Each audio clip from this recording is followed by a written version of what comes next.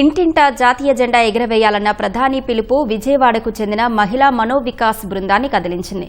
15 ఆగస్టుకు 45,000కు పైగా త్రివర్ణ పతాకాలను ఊలుతో తయారు చేసి ప్రజలకు ఉచితంగా అందజేశారు.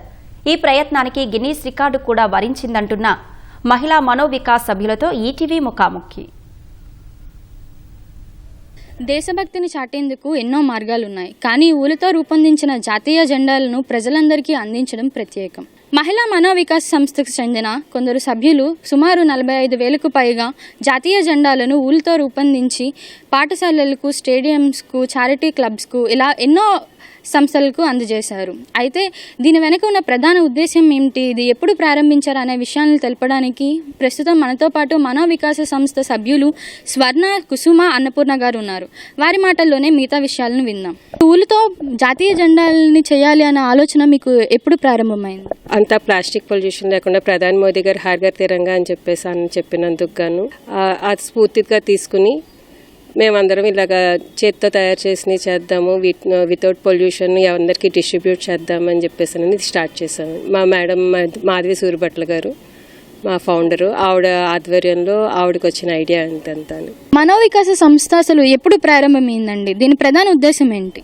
యాక్చువల్లీ స్టార్ట్ అయ్యి ఇదంతా ఒక ఫేస్బుక్ పేజ్ ద్వారా ఆవిడ మధురామ్ క్రాఫ్ట్స్ అండ్ క్రియేషన్స్ చెప్పి క్రియేట్ చేసుకున్నారు. బట్ ఆవిడ కొంతమందికి ఊలు నేర్పిస్తూ చేస్తూ కరోనా టైంలో మేము మొత్తం అంతా మహిళా మనోవికాస్ అని చెప్పేసానని మా సభ్యులందరూ ఫామ్ అయ్యి ఆవిడ చాలామందికి శిక్షణ ఇచ్చి ఇలాగ మాకు గిన్నీస్ చేసుకోవడానికి దానికి ఆవిడ ఒక పాత్ క్రియేట్ చేశారు. ఫ్లాగ్స్ కూడా అందరికీ హర్ ఘర్ తిరంగా లాగా అందరికీ వెళ్ళాలి, ఇవ్వాలి అని చెప్పేసానని ఆగస్టు 2nd ట్రై చేసాము.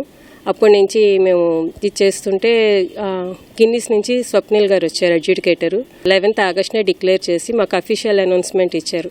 ఊలుతో తయారు చేసిన ఈ తిరంగాలన్నింటినీ కూడా ఏ ప్రదేశాల్లో డిస్ట్రిబ్యూట్ చేశారు? దాదాపు 45,000 ఫ్లాగ్స్ దాకా చేశామండి. 45,000 ఫ్లాగ్స్ని కూడా వేరే వేరే ప్లేసెస్లో వరల్డ్ వైడ్ కానీ, అంటే ఎవరికి వీలైనట్టుగా వాళ్ళనమాట. సో వాళ్ళ సర్కిల్లోని ఎవరికైతే ఇవ్వగలరో వాళ్ళకి అలాగా మేమైతే డొనేట్ అనేది చేస్తున్నాము. ఈ తిరంగాలన్నింటినీ సిద్ధం చేయడంలో ఎంతమంది మహిళలు పాల్గొన్నారు? మొత్తం 330 మెంబర్స్ అండి.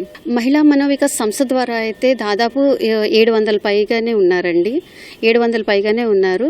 కానీ ఈ ప్రాజెక్ట్లో మాత్రం మేము 330 మెంబర్స్ అయితే మేము పాల్గొన్నారు. చాలా ఫ్యాబ్రిక్స్ ఉంటాయండి, కానీ ఊలును మాత్రమే జాతీయ జెండాను చేయడానికి ఉపయోగించడానికి వెనుక ఏమైనా కారణం ఉందా? అంటే దీనికి పర్యావరణానికి ఏమీ కాకుండా హాని కలిగించకుండా ఉండాలని చెప్పని మనకి ఆగస్ట్ 15th, జనవరి 26th రోజున ప్లాస్టిక్ ఫ్లాగ్స్ అన్నీ అటు ఇటు పడేస్తూ ఉంటారు కదా, ఇవి ఏమీ హానికరం కాదు. అందుకోసమని ఫస్ట్ మెయిన్ ఉద్దేశం అది చేయడానికి కారణం.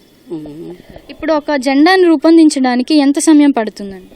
అంటే స్టార్టింగ్లో అయితే కొంచెం టైం పట్టేది, తర్వాత చేస్తూ ఉంటే ప్రాక్టీస్ వెళ్తూ ఉంటే ఒక 45 minutes 1 hourకి ఒకటి చేయగలిగాం. మహిళా మనోవికాస్ సంస్థ వారు ప్రజలందరికీ జెండాలను అందిస్తూ దేశభక్తికి తోడుగా సృజనాత్మకతను జోడించారు. కెమెరామెన్ కోటేశ్వరరావుతో వర్షిత, ఈటీవీ న్యూస్, విజయవాడ.